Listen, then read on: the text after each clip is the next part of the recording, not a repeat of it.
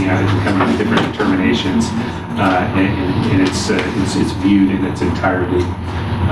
There are Santa Barbara has gone forward with a submission at this point. There's some sense that there's a possibility that could be withdrawn, or the IRS may just kind of hold that in abeyance while they look at the 37 Act in general. So Santa Barbara is one county that we're looking at kind of how we deal with the fact that they've already submitted a request for an IRS determination. The other thing in our favor about going collectively with the other 37 Act counties in an IRS determination is the fees. We are looking at roughly about a $1,200 fee to participate in that versus, I believe, $2,500 fee for an application that would be solely ours.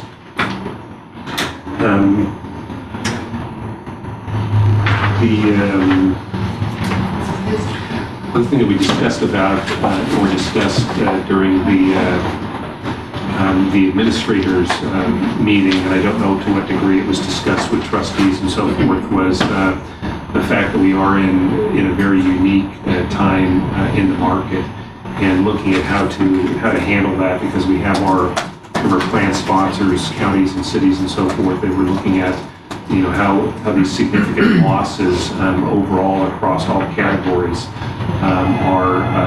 could potentially result in significant unfunded liability, and then discussions about what you do with rates. So there was some discussion about long-term, whether or not we consider different smoothing periods. We're currently on a 5-year smoothing period.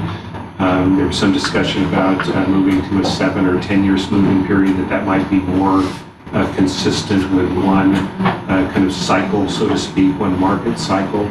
That is a permanent type of thing, and it has both its pros and cons. There was also some discussion about whether or not the current year should be recognized as something extraordinary, and whether or not there should be some thought of amortizing the current year over a specific period of time, and kind of extracting that from the normal calculation.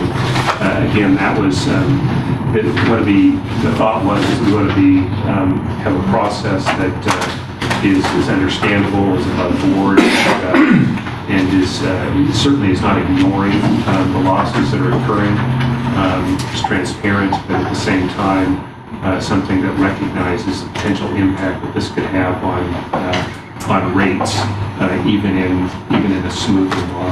So there was no particular determination in that area, but those were some of the highlighted areas that I picked up during the SAC.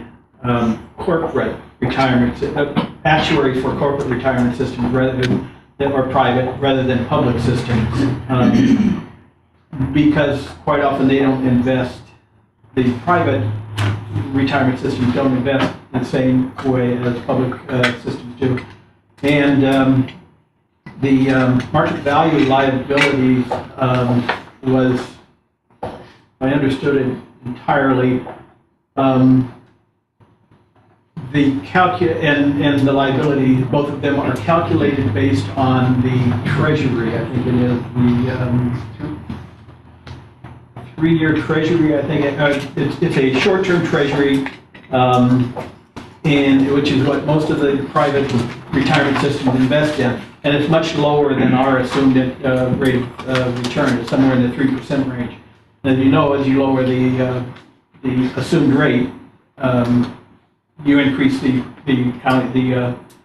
funding organization's contribution every time you lower that. So this was something that the actuaries that deal with public funds are going to really try to push, that they keep it in the private area and don't force it on the public area, because it would change dramatically how we would be able to not invest, but how the counties in this case would have to contribute.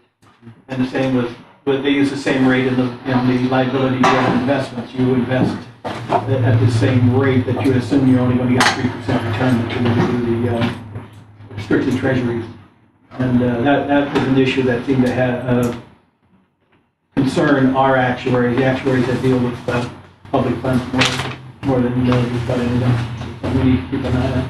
If I can and just kind of tag on to that a little bit, as there was, the discussion is being driven in no small part by the fact that in the private sector, you could have a freeze on a retirement system, you could go out of business, where in the public sector, there's always a presumption that you're a going concern, you're going to stay in business. And so there's been an argument that from an actuarial standpoint, what you may consider for private sector, where they would have these liabilities to address, and kind of a freezing of the revenues coming in to support those investments, is that's not a situation that we would anticipate seeing in the public sector. So that's one of the arguments that's being made. The other thing that was mentioned is that it has been an area that has been debated with kind of people falling on both sides in the actuarial community, but the debate is being lifted up to the GASB level. And so at the point where you're looking at GASB reviewing it as a potential rule to apply to our systems, obviously we need to have it kind of gravitate towards the center of our radar screen and make sure that our professional organizations